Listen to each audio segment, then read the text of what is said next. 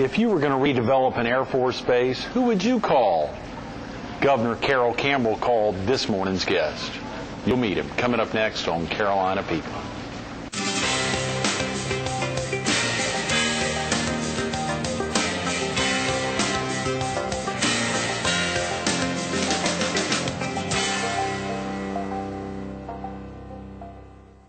Good morning. Welcome to Carolina People. This morning with the Holiday Inn West on the waterway. We're focused on the Myrtle Beach Air Base Redevelopment Authority, and we're visiting with its chairman, Harold Stowe. Good morning, Harold. Good morning, Greg. Nice to be with you. Thank you for coming in early on a Thursday morning. I hope you had a great Memorial Day. We really did, yes. The bikers seem to go very well. That's right. Yeah. That's right. Are you in the heat of it all? Do you live in the heart of Myrtle Beach? Or? No, I live down a little further south. So so you were away from a little bit of it anyway. Stayed a little bit south. That's right. Yeah. That's right. It's going to be a hot summer. A lot going on as we wrap up the month of May. It sure is. With all the news in the area, particularly around the air base these days. There's no telling what's going to happen any day. That's exactly right. Holly McMillan was with us yesterday, pumping up Sun Fun, which starts, of course, today. Right. Running as she promoted all summer long. And tomorrow we've got a fascinating guest. I want to pump it up for a second so the viewers will take the time to tune in tomorrow on a Friday morning. Kyle Maynard, who's a congenital amputee, was born with no arms and no legs. Very interesting guest, 21-year-old who actually drives. He types 50 words a minute. That's remarkable. Obviously has no trouble eating, and it'd be very interesting to see what he's like tomorrow. Sure will. I'll have to look Tune at in that. tomorrow morning at 7. That's right. If you can get up this early to get here this morning. Are you originally from the area, Harold? No, I'm from the Charlotte area, actually. Okay. And lived up there until 1990. I moved down. Is that right? Yeah. 1990. You're a Tar Heel native that's just been here a little less than 2 decades. That's right. You moved straight down to Myrtle Beach? I spent 10 years in Fort Mill, and then moved to Conway, actually, and lived in Conway till about 3 or 4 years ago, and then moved down further south. Good. At Litchfield. At Litchfield, that's great. Well, of course, Overy and Georgetown County, a lot going on in the two counties. What prompted the move from Fort Mill down to Conway? Well, a job. I had been working for a family up in Lancaster County, South Carolina. The Springs Industries? Close family. Sure. That's right. And moved down here after getting recruited to go to work for another family-controlled business. Good. It was named Canal Industries, and the local family was named Wall. Very important family in particularly the western part of the county. Absolutely. And it was a real... it was great for me to work for such a good family. A wonderful experience working for family business. And, of course, Wall ties into your current activities, I believe. That's right. That made a nice transition to the Coastal Carolina and the Wall School. Of course, the Wall School. We'll talk about that in a second. But the excitement for working, of course, we've got so many tremendous family businesses in this area. Right. When we think about, and there's a plethora of those names, and a lot of them are tied to Coastal Carolina University. Yeah. A lot of different families. Thank goodness for Coastal Carolina, because we sure benefited from the interest of so many families in this area. And if I'm successful with some of my work, we'll have some more connected with us. Coastal has really grown over the last 5+ decades. It really has. It's a great resource for the community, and I think can provide some real leadership in the future. Right. Dave DeCenzo, the new president, is kind of the guy I'm filling in for. He was the dean of the Wall College. Okay. And progressed very rapidly to the presidency. Yes, he did. A very exciting move there, and we're all reading about it, excited that he's just taken over and already planning some great things. Yeah. There's a lot of opportunity there. Yeah. We're excited to get him on the show soon to promote that. And, of course, recently had the director of the MBA program, John Locke. Yeah, John, we were very fortunate to bring John in just 6 months ago. Oh, yeah, right. First of the year. He had over a decade of experience running some important programs at Mississippi State, of course, a much bigger institution than Coastal, at least for the time being. Right. And he's really doing a good job building up our new Master's in Business Administration program. Absolutely. we're getting some great demand for. And he talked about that. I was fascinated to see both locally as well as regionally and nationally, to see the excitement that I suspect probably even internationally. With his ties on the international arena, probably a good way for him to tap some of those old connections. And today you've got to have that international element in business education because we compete so globally, even in this area. Oh, yeah. I think I saw you'd gotten an MBA, which is very exciting.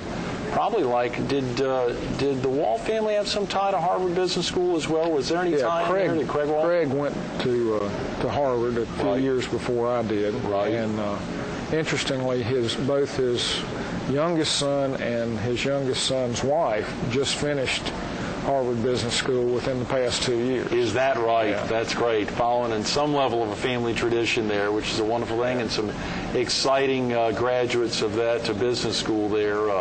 Aside from yourself, obviously, a lot that's happened up in Cambridge since you were there. But now we can't admit too often that we went to a place like Harvard when we were around here. Well, that's right. Quiet time. Yeah, you could admit Washington Lee, but not Harvard. That's right. Yeah. That's a good point. Well, I won't let it out. It's 7 a.m. It's Thursday. We probably no one's watching. Of course, the real excitement is the opportunity to highlight the Myrtle Beach Air Base Redevelopment Authority and to think of all of what's happened. What originally sparked your interest, or how did you get involved? How did you become chairman? Well, I'm not really sure I knew what I was getting into back in those early days, but it was not too long after I came to the area that the air base closed, and the city was struggling with a redevelopment authority that wasn't really official. Right. And it was clear that it was a great opportunity for the area. Right. If we could really make something out of what the Air Force left behind. Oh, yeah. So I kind of threw my name in the hat. I hadn't gotten too involved in community work, having fairly recently come to the area. Yeah, sure. So I kind of threw my name in the hat, and Craig Wall had some nice contacts with our governor and so on. So somehow I ended up getting to be appointed. It was Carol Campbell who'd appointed you originally, is that right? That's exactly right. And so the governor appointed, under the way the thing was set up, the governor appointed the chairman. Okay. The first chairman. Right. And that was the governor's only appointment. And so I ended up in that role, and we've had such good longevity with board composition. Right. And evidently everybody thought that the way it was operating was okay, so we've never really had a discussion about who else would be the chairman, and just sort of carried it along with that. Sure. We've tried to stay out of politics both internally and externally to the degree we can, and that, in hindsight, that's worked out quite well. And you pointed out before we started filming that 3 are appointed at the state level, 2 by the legislature, 1 by the governor, 3 by the county, and 3 by the city of Myrtle Beach. Exactly. And I think you also mentioned a guest that we're going to have on next week, General Bob Reed, and also George Graham, attorney there in Conway, have remained on. So there's been a representation both from the state side, the county side, and the city side from the beginning. Out very well. That's wonderful. And Bob was even on, the city actually appointed the authority that was in place before the law was passed that set up the Redevelopment Authority. And Bob was on that group even, so he's really been involved, and I think was on the base as an Air Force officer at one point in time.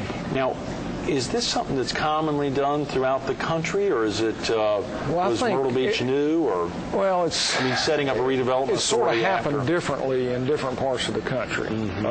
We had 2 bases in South Carolina that were closed.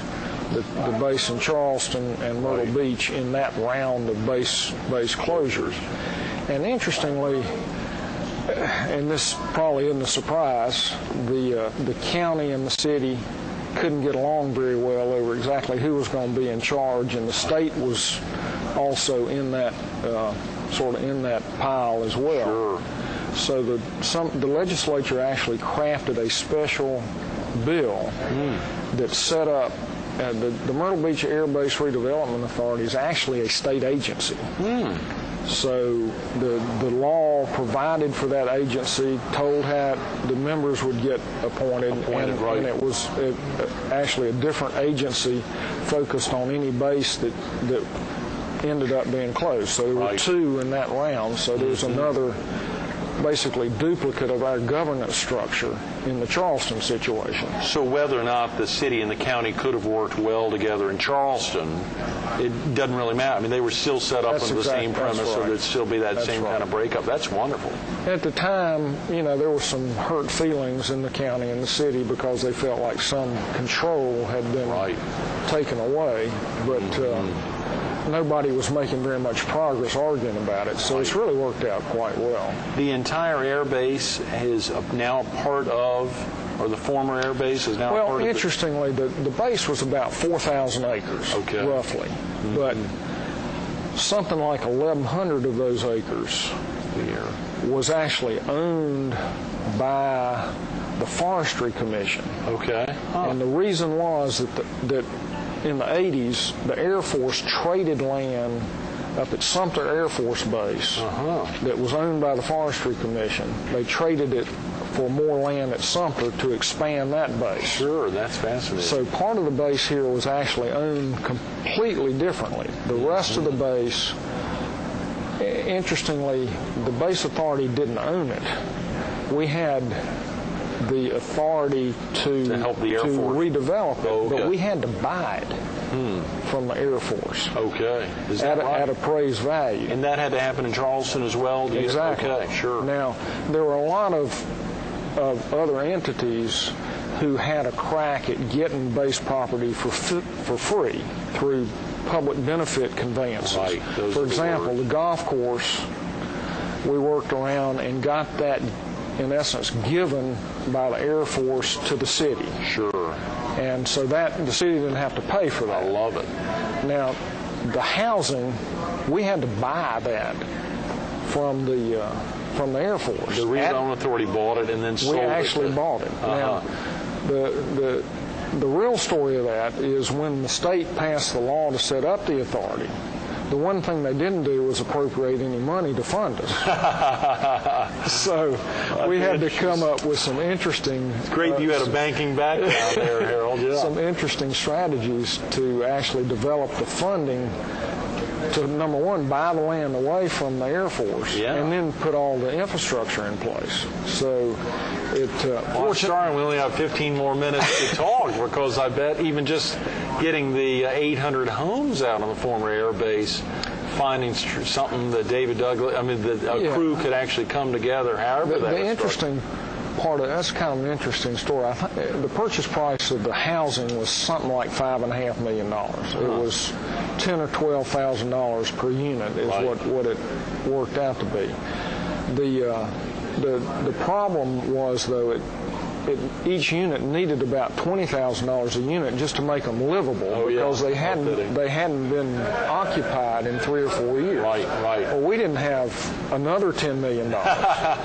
So, and I'm not sure where the idea came from, but the idea got to the table that we would, in essence, buy it and lease it.